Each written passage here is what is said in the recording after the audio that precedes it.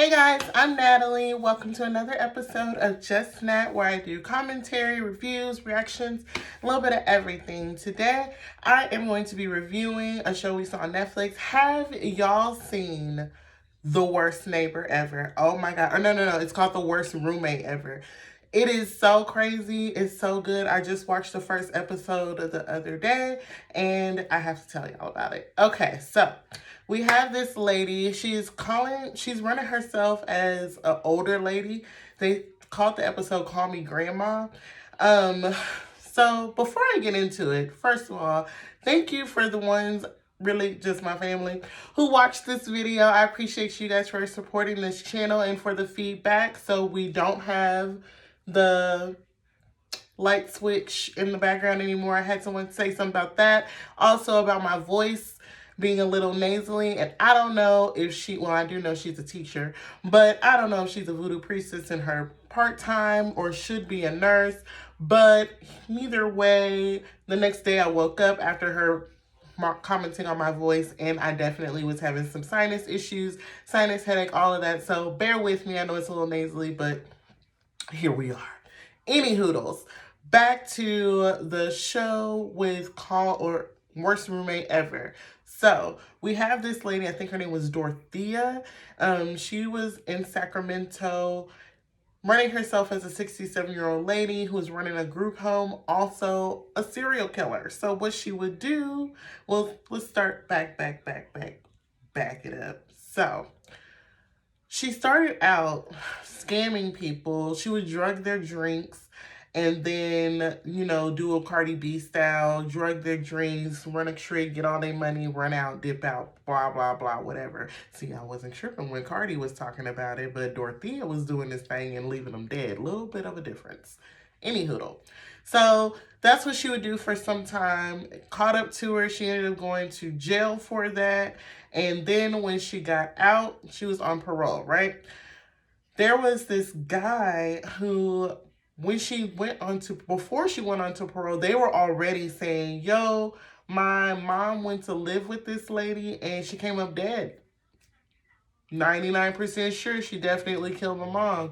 So what happened was, she was friends with this lady who had a lot of issues with her health and she needed some help being taken care of, right? So they were like, oh, well, this is your good bingo friend type of style. So just stay with her. Everything will be fine. The son would come back and forth to check on her. But one of the days that he came to check on her, mom actually, it was a few times he came to check on her. She had this cup in her hand, like she was drinking alcohol or whatever. But the weird thing was, mom didn't drink. So he was just like, what's up with the cup? Like, I don't get it. So one day, randomly, he came over to check on her. And she was like, Dorothea was in the front room. And she was like, oh, your mom's back there. She's resting because of the medication, whatever. Don't bother her. Don't bother her. He was like, not leaving without seeing my mom, so I'm going back there. He goes back there. Mom is sitting there basically like paralyzed. She's not moving. She's kind of sluggish. You can tell something is not right, and she has tears coming down her eyes. So he's thinking she's just dealing with a lot, with the health issues and being elderly in age. So he's, it's okay, it's okay. Dorothea's here. She's going to take care of you. She's going to make sure you're okay. Tears coming down her eyes, right? So all of this happens. The next day, he gets a call that his mom passed away. He instantly was thinking, Dorothea, what you do to my mama? Because you already know what's up. You already know something is not right. And then, when they go to the house to get mama's stuff, do you know this lady handed them an empty purse? Girl, what? And said that the mama left everything. She left everything to me and handed them the empty purse. Do you know I would have slapped her with that purse? Girl, what? So this was the first instance of Dorothea not just being foul with taking people's money, but Dorothea being foul, taking people's money, and then a dead body, it comes up. Okay? So that's the first instance of that happening. So fast forward to how she got exposed. So at this point, Dorothea is out on parole and she is running a group home, or like an in-between home. It's basically a home for people who have mental health issues, who are elderly, who coming out of prison, kind of like a midway safe house type of situation, right? She's known as the little nice old lady down the block. She does weekends where days where she gives out free chili dogs and get free food. She gives out clothes to the homeless. She does all types of things, right? Well, there's this social worker who has this guy named Bert. He's a little off. They think he's a mental illness patient, mental health patient. And he needs somewhere to stay. He doesn't have family and he's in Sacramento, has this social worker, and she gets him a room to be boarding in Dorothea's group home, right? So she gets him in there. Everything seems like it's going fine. She also helps him to sign Dorothea as the payee for his Social Security check so that it will be simpler for him to get what is needed as far as rent and all that kind of stuff, food, all that jazz. It goes straight to Dorothea. He wasn't the only one that was doing things that way. But she's a nice old lady. It seems like, oh well, she's gonna take care of things. That's what she's known for in this neighborhood, right? Is helping people out. So it only makes sense. Well. A few weeks later, homegirl calls to check on Bert. Hey Bert, are you okay? How's it going? I wanna hear where is he? Where Dorothea, what's going on? I haven't heard from Bert in a while. Oh, Bert, he went on a fishing trip with my brother. Instantly, sis knew something was not right because Bert doesn't do these kinds of things. He doesn't go on fishing trips. He doesn't have friends like that. She knows, that's not it. That's a lie. No, that's not what happened. I don't know what happened, but that's not it. So she's pressing her like, okay, no, where is he? I need to hear from Bert, right? Where's Bert? So a couple days go by, she's just like, oh, he's still not back. They're not, when they get back, I'll give you a call. I'll give you a call. Don't worry. He's not back. He's not back. And she's like, okay, so you got one more time for me to call this line and Bert not answer before we got an issue. And I call the police and we have a missing persons case. Because that's where we at. That's where we at with it right now. Because you calling, you playing with me. And I don't like that. Right? So next day, she gets a call from the social worker. She gets a call from some random man and he's saying, Bert, he's gone. He left. His family came and picked him up and they left. Okay, his family's not around. So how'd that work? If the social worker, how did we bypass the whole social worker who's helping him who was in his life so much to set up room and board for him and his social security check here? How did we bypass all of that to his family coming to pick him up? So we know that's a lie. So now radars are going off. We got issues. She's just like, nah, something ain't right. Y'all need to get over there and try and find my boy because no, it ain't right. Right? So she's going around asking people, do you know what could be going on? Do you know what could be going on? Neighbors are coming out the wazoo and it's not the what?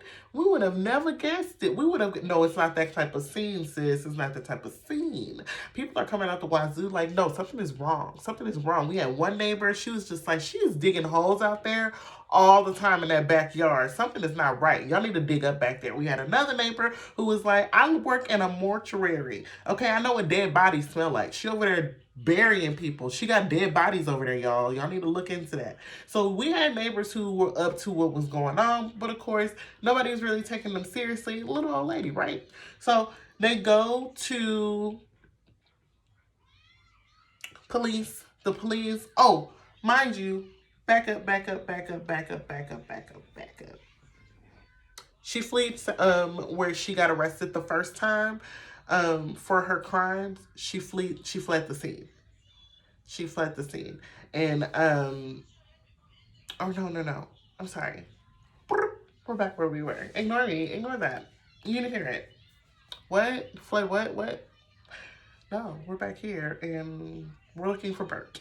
So, police, they get there and they're like, we need to search the premises and we need to figure out what's going on and so we can, get down to the bottom of this, right? So, her parole officer showed up at the front door with the police when they were going to search the premises. And the chilling part was she looked at the parole officer dead in his face and said, "I'm in violation of my parole." That in itself, ma'am, there's some bigger issues here. So basically, they go through the house. They didn't really find anything. They're looking at every nook and cranny, like, oh, well, we don't see anything. They're seeing no traces of Bert. It's real weird, real strange, like no traces of anything at all.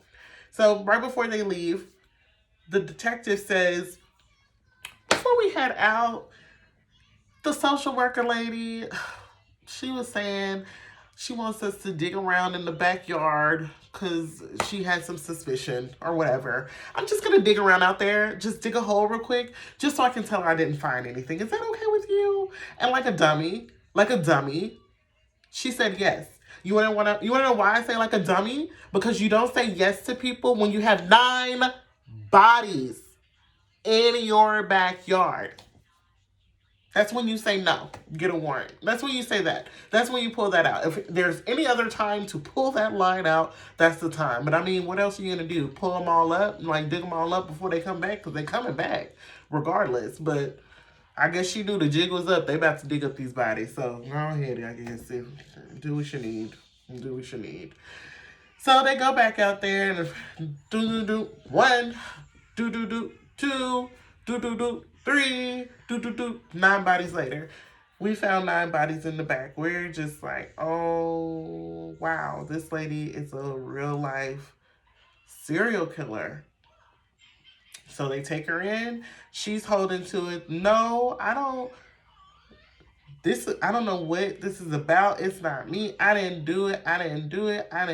Ba-da-bop, boom, boom, boom, boom. She did it. She definitely did it. And they were asking her about lye, like the chemical lye or whatever. They were like, so do you know about lye? Like we were finding a lot of it in the holes that were buried. Like, do you know anything about it? Do you buy lye or whatever? No. I don't know nothing about lye? What's that? Meanwhile, they're going through her basement currently, finding buckets with lye labeled on the top.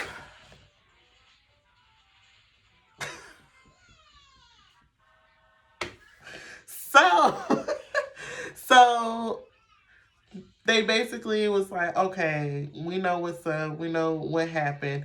I don't know how they ended up where they ended up outside. They were questioning or something like that. Somehow or another, they ended up outside, and the detective basically told her she could go to the bathroom. I think they were going through like the different scenes and transporting her or something. I don't remember. But one way or another, he let her go to the bathroom. She slipped and she ran, right?